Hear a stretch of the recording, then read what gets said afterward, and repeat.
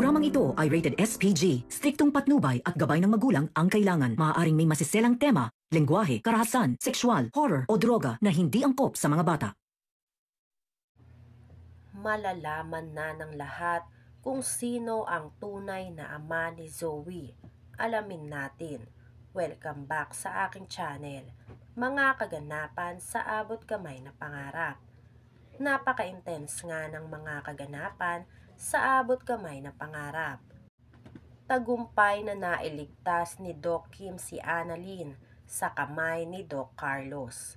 Sa tulong ni Doc Cherry, isinugod na rin si Annalyn sa pinakamalapit na ospital. Nag-aalala si Doc Kim sa nangyari kay Annalyn bago pa niya ito mailigtas. Ganun rin ang pag-aalala ni Doc Kim sa kaligtasan ni Doc Cherry. Nagpaiwan kasi si Doc Cherry doon kay Doc Carlos para maitakas na ni Doc Kim si Annalyn. Nag-aalala si Doc Kim na baka kung ano ang gawin ni Doc Carlos kay Doc Cherry. Samantala, hindi alam ni Zoe na nakaligtas na si Annalyn sa kamay ni Doc Carlos, na sinubukan nga ni Zoe na puntahan si Doc Carlos.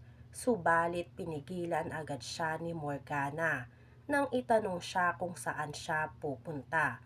Kamuntik-muntikan na rin ngang mabuking si Zoe ng tatay niyang si RJ dahil sa sinabi ni Lynette na buong akala nga ni Lynette na may tampuhan o away silang mag-ama dahil nakita ni Lynette na umiiyak si Zoe at kausap ang dad niya sa cellphone.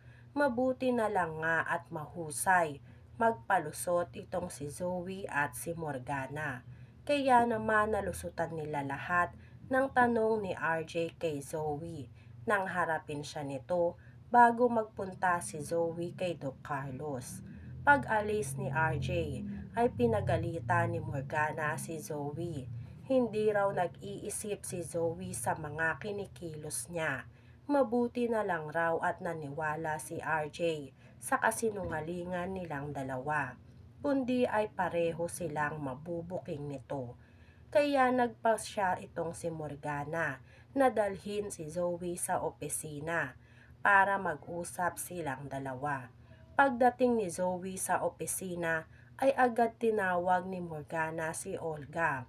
Alam na agad ni Olga kung ano ang gagawin niya. Napagplanuhan na pala nilang dalawa na agad nitong si Olga na ipoposas silang dalawa ni Zoe upang sa ganun ay hindi na makaalis muna si Zoe at hindi na makapunta kay Doc Carlos.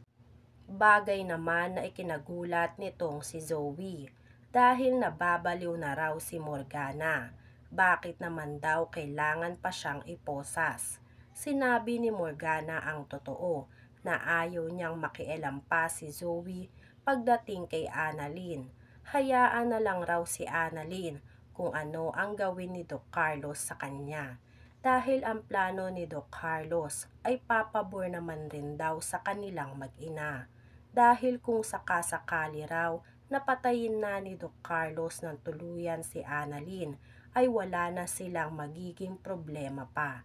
Dahil wala nang magiging kahati si Zoe sa ipapamana ni RJ, lalo at mapupunta na sa kamay ni Zoe ang buong Apex. Bagay na tinutulan nitong si Zoe dahil nakukonsensya na si Zoe sa lahat ng kasamaang ginagawa nila. Wala raw kasalanan si Annalyn para madamay pa sa kanila. Nagtalo si Morgana at Zoe. Ngunit sa huli ay nagtagumpay pa rin si Morgana laban kay Zoe dahil iniwan ni Morgana si Zoe nang nakaposas dahil baka matakasan raw ulit siya ni Zoe. Sa kabilang banda, nag-usap si RJ at si Lynette tungkol sa anak nilang si Annalyn. Kinausap sila ng pulis at hanggang ngayon ay wala pa silang lead kung nasaan ang anak nilang si Annalyn. At dahil sa stress at desperada na si Lynette na mabawi kay Doc Carlos ang anak niyang si Annalyn, ay isa lang ang naisip na paraan ni Lynette. Yun ay ang isakripisyo ang kanyang sarili alang-alang sa kaligtasan ng anak niyang si Annalyn. Kinakailangan raw tawagin ni Lynette si Doc Carlos upang magmakaawa muli rito na isoli sa kanila si Annalyn. Alam raw ni Lynette ang kahinaan ni Doc Carlos. Bibigyan niya lang raw uli ng konting pag-asa si Doc Carlos na magkakaayos pa silang dalawa. Nang sa ganon ay maisipan ni Doc Carlos na ibalik sa kanya si Annalyn. Bagay na hindi sinang-ayunan ni RJ. Mas lalo lang raw ilalagay ni Lynette sa peligro ang buhay nila. Dahil napakatuso raw ni Doc Carlos na kapag nalaman ni Doc Carlos na niloloko lang siya ni Lynette, ay baka kung ano ang gawin nito kay Annalyn. At kung mapasakay man ni Lynette si Doc Carlos, ay ayaw naman ni RJ na pati si Lynette ay mapasakamay ni Doc Carlos. Inaalala lang raw ni RJ lahat ng mga mangyayari, kaya hindi pinayagan ni RJ si Lynette sa kung ano ang plano niya. Ngunit sadyang matigas ang ulo ni Lynette. Mangiyak-ngiyak na si Lynette na nagsabi kay RJ na hindi na siya pwedeng mangnahimik na lang sa isang tabi dahil ilang araw na siyang nangungulila sa anak niyang si Annalyn at hanggang ngayon ay hindi pa rin nababalik sa kanila. Kaya upang makatulong sa pagpapabalik kay Annalyn ay handa si Lynette na isakripisyo ang sarili para kay Annalyn dahil alam ni Lynette na siya lang ang kahinaan ni Doc Carlos. Dahil hanggang ngayon ay obsessed pa rin nga itong si Doc Carlos kay Lynette. Kaya ayun lang ang naisip na paraan ni Lynette upang makuha na si Annalyn, ang utuin si Doc Carlos. Sa kabilang banda, nakatanggap ng tawag si RJ mula kay Doc Kim. Agad-agad sinabi ni Doc Kim kay RJ na kasama na niya ngayon si Annalyn at nasa ospital sila. Ikinagulat ni RJ ang sinabi ni Doc Kim. Nag-aalala siya kung ano ang nangyari at bakit sila nasa ospital.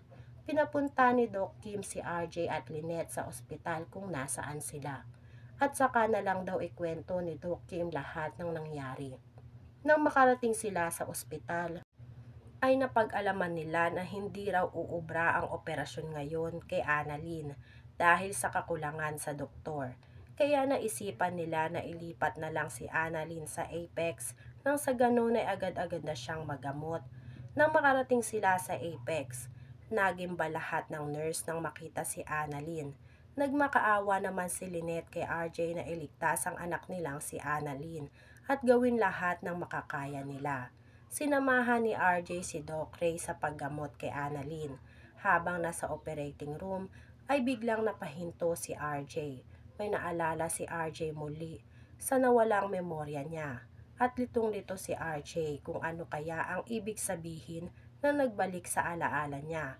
Successful naman ang ginawang paggamot kay Annalyn. Tuwang-tuwa si Lynette dahil sa wakas ay ligtas na ang anak niyang si Annalyn. Ganun rin si RJ. Masaya sila na makita muli si Annalyn. Nagpasalamat sila kay Doc Kim sa ginawang pagligtas kay Annalyn dahil hindi raw tumigil si Doc Kim sa paghahanap kay Annalyn. Sa kabilang banda, natatakot pa rin sila na baka balikan sila ni Doc Carlos. Kaya dapat raw ay doble ingat sila dahil malamang ay babalik at babalik si Doc Carlos upang kunin si Lynette o kaya naman ay kunin ulit si Annalyn. Kailan kaya matatapos ang kasamaan ni Doc Carlos? Ano kaya ang mangyayari kay Doc Cherry?